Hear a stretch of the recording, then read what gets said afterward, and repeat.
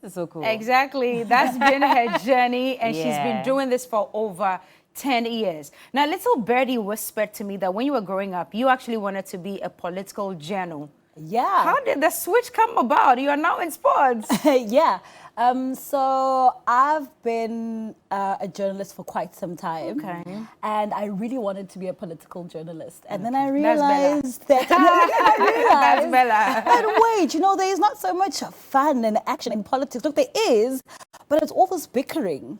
Then we go to another part of journalism where there's bickering, but with a result. Which is us. Yeah. Which is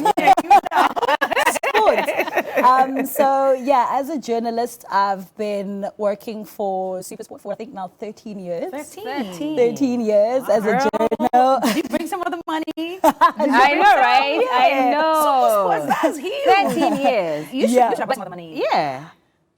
Don't worry. Anyway. No, but that show that we just showed, that's what got you into super sports, right? That's what you applied for, was it? No, It wasn't? that was Okay. actually that was actually just a little snippet. Okay.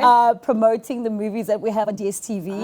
I'd already been working. That was after I had my baby. Oh, that was after you had your baby. Yeah, after I had my baby. But what got you into super sports? Because I know you applied at a point and then you had to do some work with Robert Moeng. Basically, my journey, I started at YFM. YFM is a youth radio station. Yeah. So I started working in sports when I was 19 in South Africa.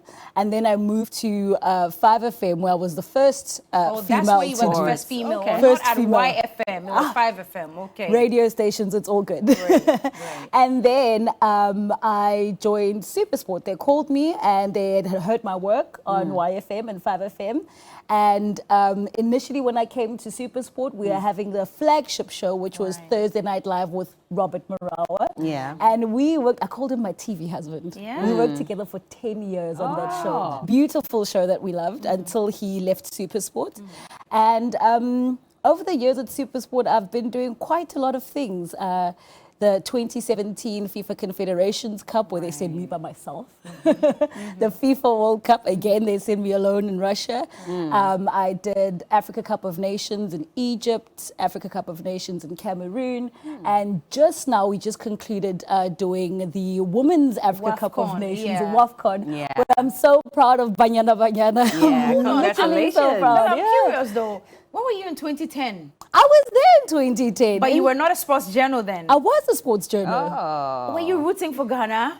Bagana. How can we ever forget Bagana? In Yeah. South Africa, Yeah. we definitely made sure to adopt Ghana. And that's the beautiful thing about sports. It literally breaks the borders of the continent. There are no borders. I'm in Ghana right now speaking about African women in sports for the African Women in Sports Summit.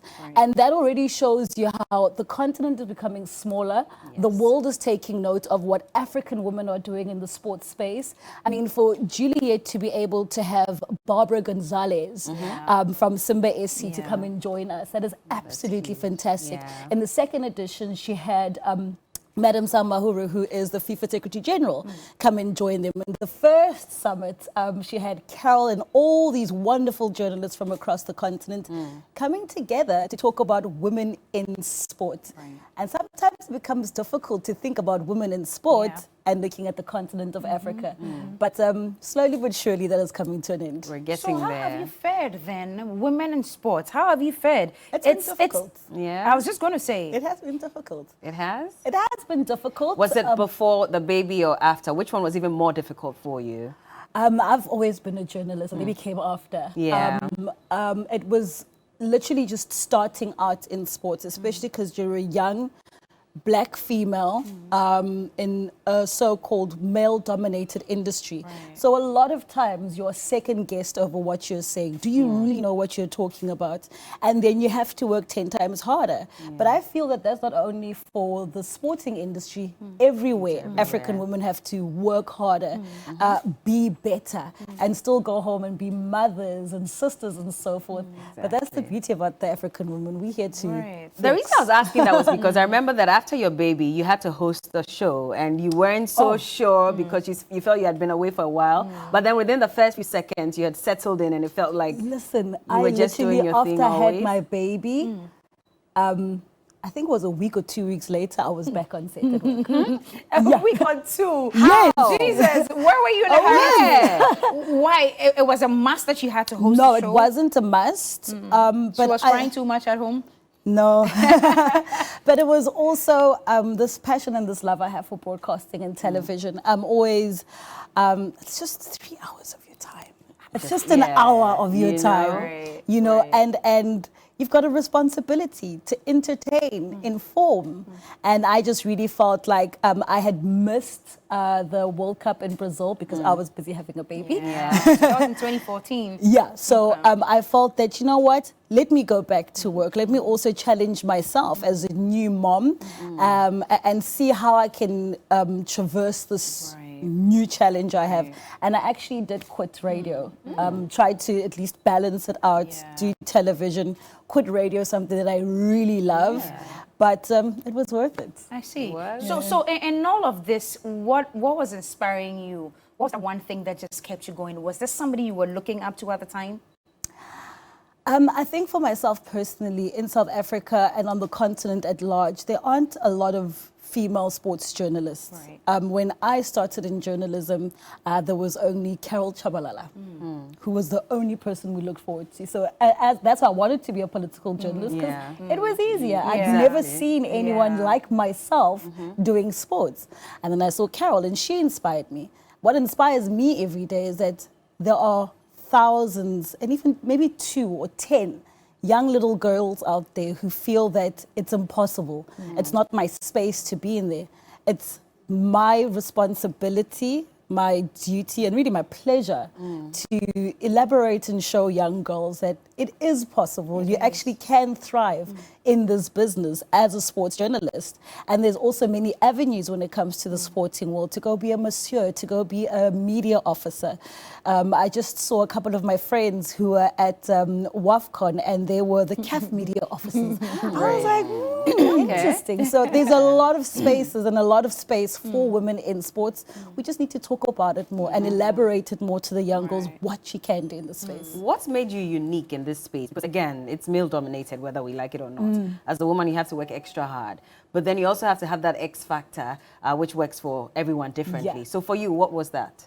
I was myself. Yeah? I was myself. Okay. I think more than anything, I really enjoy sports. And I am a journalist. But secondly, I'm a fan of sports. So I think you can kind of see that. I'm always excited about what I report. There is a difference in reporting. And in all honesty, Bella and Cookie, you guys are completely different entities and you can still work together. So that's the beauty about women. That's true. I see. Have you had a bad day on TV before? Of course. How many? Can you count? I forget them the minute I get off screen. Of course I have, you know. But which one is the most recent one? Do you remember? No, I don't remember. Okay, what about the best? Then go back into history. Yeah. Or maybe since you forget them so easily, what about the best ones? Because at least that one you carried the along. best, we also have a belief that you're only as good as your last game. So for me, it was WAFCON. I really enjoyed being with other women on the continent, speaking about the Women's Africa Cup of Nations. It was the very first time we had broadcasted out to the whole continent, which was beautiful. This is a year after we had the CAF Women's Champions League. So it's moving very fast with women in sport. And as a broadcaster, super sport, we're taking it seriously. I remember back in 2011, 2013, when nobody cared about the FIFA Women's World Cup. And I was the only one sitting there, and I'm like, guys, you know, but now there's the whole continent speaking about that. So WAFCON was very nice, being with women like Maud Kumalo, Melissa Saili from Zambia, and seeing the elation and really broadcasting a good, informed product was wonderful. Did you think South Africa was going to win? Oh, yes! Right from the beginning, you knew South Africa was going to win. Yes. In fact, I boldly made a prediction on a show that we have on Super Sport. It's called Super Saturday. And I'm still being trolled about it. And I said that, guess what? The very first African team to win the world title, that is the World Cup, is going to be a women's team. Wow. Either now we've got Nigeria, we've got Zambia, the Copper Queens, we've got Banyana, South Africa, and Morocco. Right. So one of those 4 ladies would win, definitely. That's where Africa is going to get its world title from a women's team. She tells us it's her very first time in Ghana.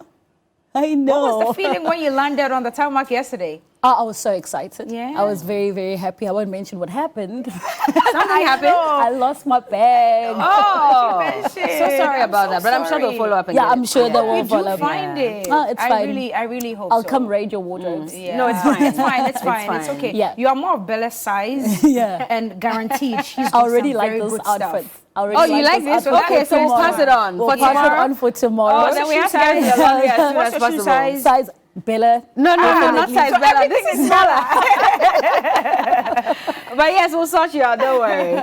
So it was really nice to be in Ghana. It's a beautiful, beautiful country. The weather is very similar to South Africa. Right now it's winter. It's bitterly cold.